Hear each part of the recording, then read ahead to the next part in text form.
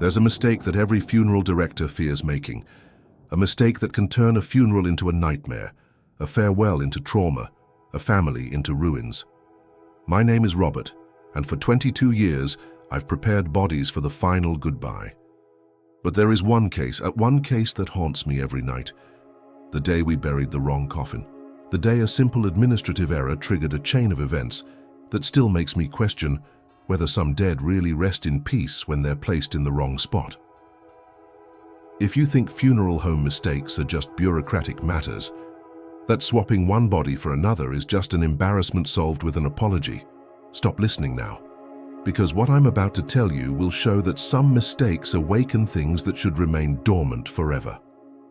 This is the story of how a coffin buried in the wrong place brought back someone who should never have returned, and how I discovered that some dead don't accept resting in someone else's grave. It all started on a Monday in March 2019.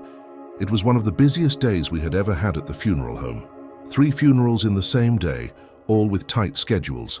Margaret Collins, 78, natural death. James Patterson, 65, heart attack. And Vincent Torres, 45, work accident. 3 different families, 3 different stories, 3 farewells that should have been perfect.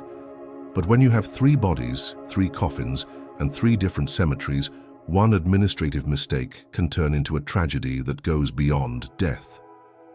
I was overseeing the preparation of Margaret Collins when my assistant David came to tell me that her coffin was ready to be transported. It was a simple coffin, dark mahogany, just as the family had requested. Nothing out of the ordinary. But there was something I didn't know at that moment. Something I would only discover 3 days later when the phone rang at 2 a.m. and the desperate voice of Margaret's daughter made me realize we had made the most terrible mistake of my career. Margaret Collins was not buried in Oakwood Cemetery as planned. She was buried in Hillcrest Cemetery, in the grave that should have been Vincent Torres. And Vincent ended up in Margaret's spot, in a coffin that was too small for his 6'3" frame.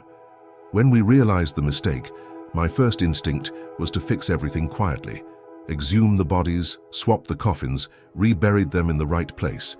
It was just a logistical issue, I thought.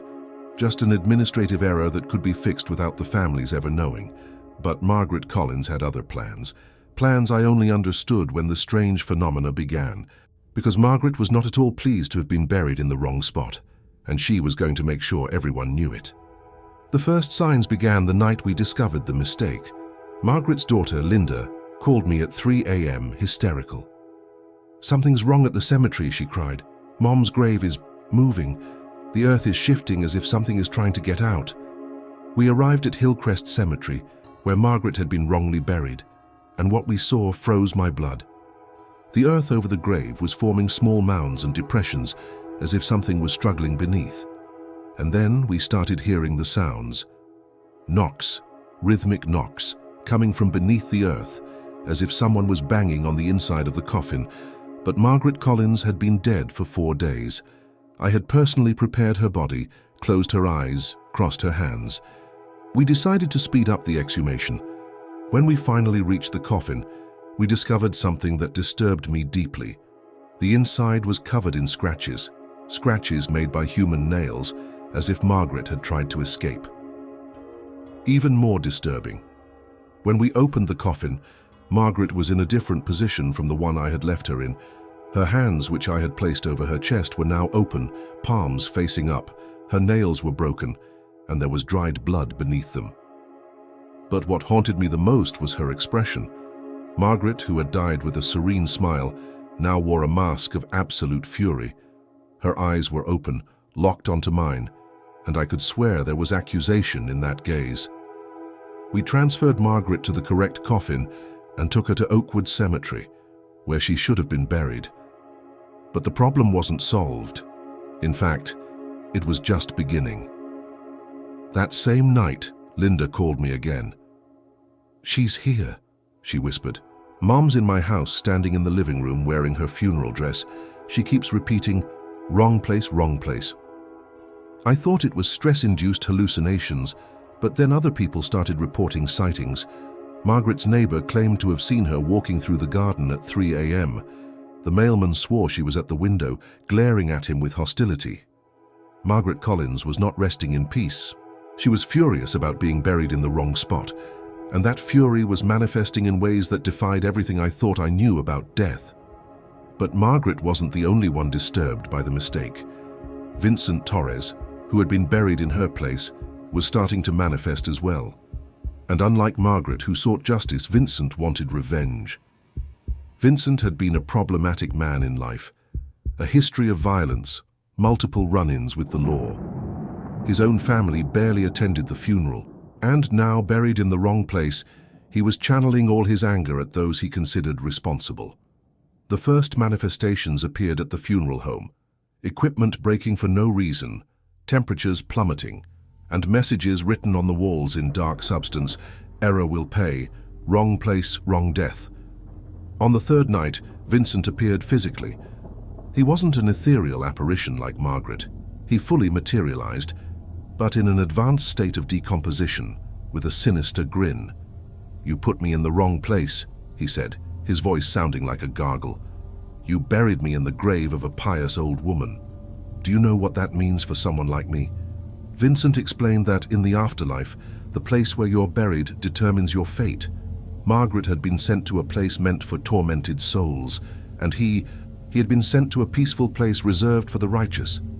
"Margaret is furious because she ended up in hell because of you," Vincent continued, "and I liked paradise so much that I don't want to return. So I'm going to take her place permanently, but you'll pay the price for the mistake you made." "You have 48 hours to decide," Vincent said before disappearing. "Either you help me stay in Margaret's place, or I drag you with me to where she is now."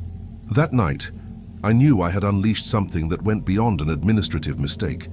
I had disturbed the balance between life and death, between justice and punishment in the afterlife. The 48 hours were the most terrifying of my life. Margaret kept appearing to the family, growing more violent with each visit.